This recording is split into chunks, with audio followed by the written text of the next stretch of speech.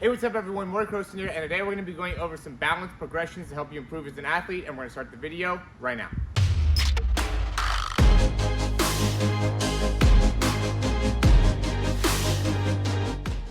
Alright, so I'm a big proponent of building up balance to be able to help you in running faster, jumping higher, throwing the ball further, all the main things that we work on, just because once somebody's balance becomes off, it's a lot more difficult to be able to shift their weight onto that front leg or be able to control during that deceleration, whether you're loading for a jump or you're about to really jump high.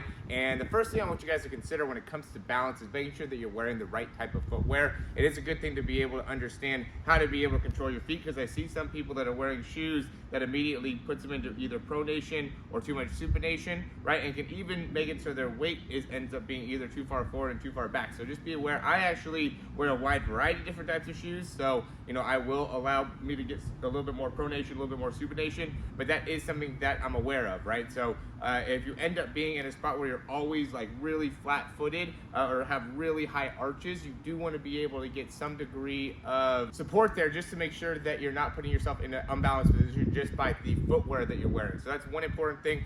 The next important thing to consider is that ankle range of motion is really a key thing that goes into balance, right? So if you don't have the necessary range of motion from the beginning, so if you go up against like a wall and you bring your knee forward to try to touch the wall and come back, if that ends up not being something that you could do very well, then I would say you actually have an ankle range of motion issue, which if you don't have the right type of mobility, that's going to have a huge impact on your stability. So these are going to be exercises that really work primarily on the stability within the ankle. So if you need to do mobility exercises, we do have exercises to help you out with that, and you can also just do the exercise that I just showed right now.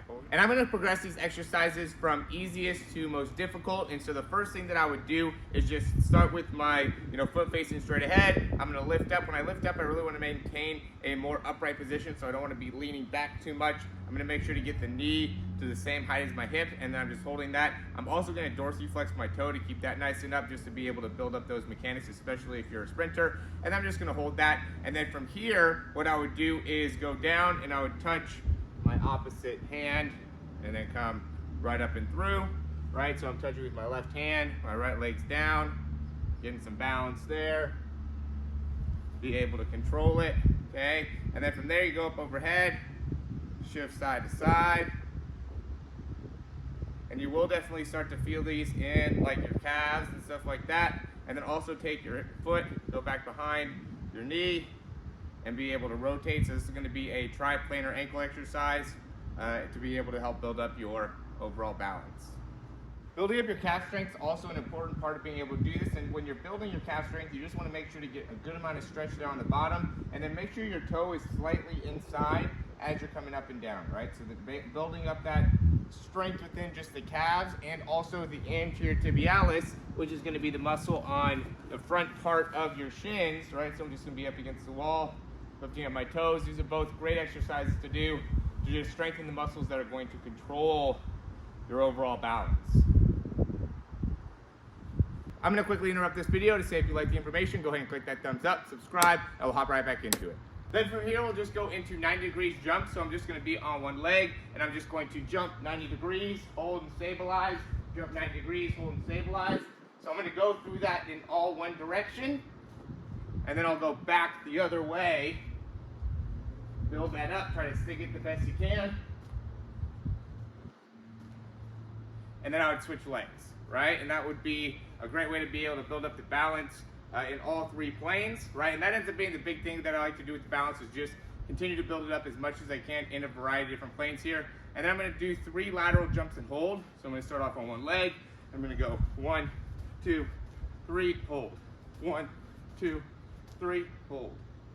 Just being able to work on that. It's another great way to be able to build up your balance, okay? And then I also, just to be able to build up calf strength, I'll just go on one leg. These are going to be more like plyometric type exercises, and I'll just jump forward and back. I'll do this for like 20 reps, and then I'll go side to side for 20 reps, and I'll switch legs, making sure I'm picking up a good amount of ground. If you want to put a cone there, you can. Then go side to side, just building up the ability to move forward and back, side to side, very well. Then I'll go with something that has a little bit more height.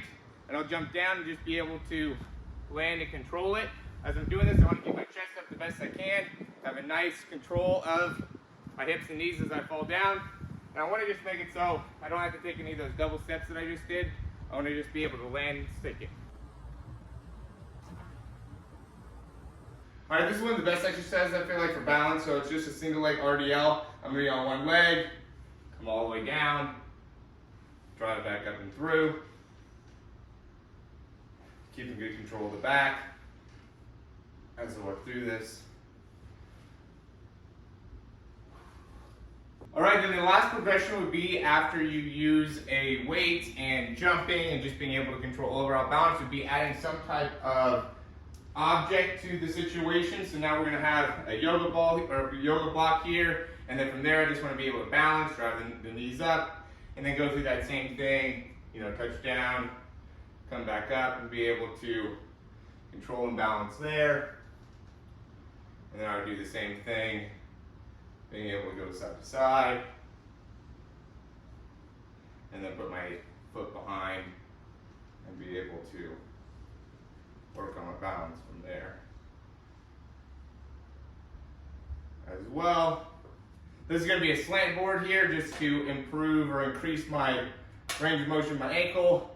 Same idea, have something to be able to challenge the range. Bring an object in there to make it a little bit more challenging.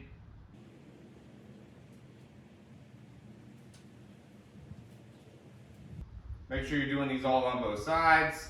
And then we'll also go with a balance pad here.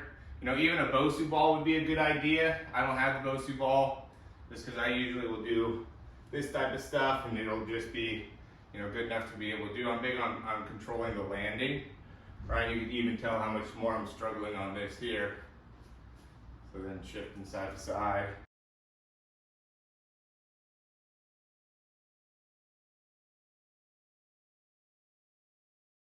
All right, so using these different objects will make a big difference in how you can increase the overall effectiveness. And the big thing here is you're building up balance, you're building up proprioception, you're making those muscles stronger. This is something that's a good thing to add in as like a warm-up to your actual workout. So then, when you're doing jumps or squats or rear foot elevated squats or lunges, you already have that balance built up, or even sprints, right?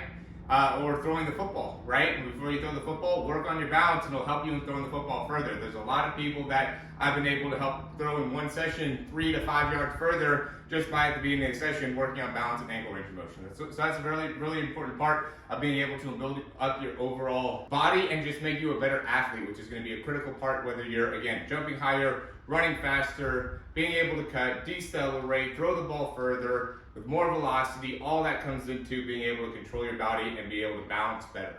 All right, guys, as always, thanks for watching. If you like the information, go ahead and click that thumbs up down below. Subscribe to the channel if you haven't already. If you have any questions, comments, recommendations, you can leave those down below. And as always, if you guys want to check out some of the programs, I'm going to leave those in the description down below to be able to give you guys more information. And really, just to give you a better understanding of what I do, I put a big focus on the mechanics, right? So when you send in videos to me within our OnForm app, what we do is we'll go and look to see for your steps on a sprint, if you're taking too many steps, taking too less steps.